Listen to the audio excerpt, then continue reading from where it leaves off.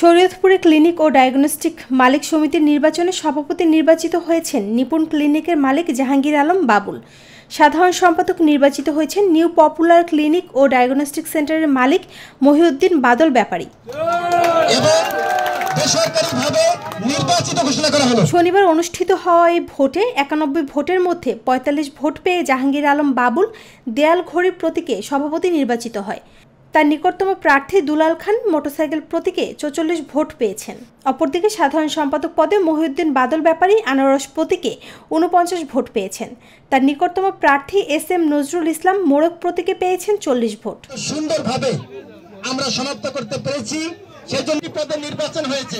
জেলায় মোট 68টি ক্লিনিক ও diagnostic centre মালিকদের 99টি ভোটের মধ্যে 21টি পদে নির্বাচন অনুষ্ঠিত হয়েছে। এর মধ্যে কোনো প্রতিদ্বন্দ্বী না থাকায় 13 জন বিনা প্রতিদ্বন্দ্বিতায় নির্বাচিত হয়েছেন। বাকি 8টি পদে নির্বাচন অনুষ্ঠিত হয়েছে।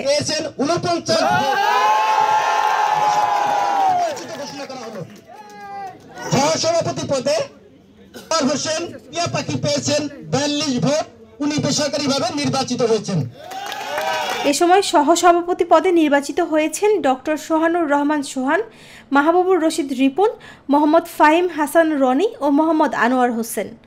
যুগ্ম সাধারণ সম্পাদক পদে নির্বাচিত হয়েছেন মোহাম্মদ সুজন ঢালি ও জাকির হোসেন ডাবলু।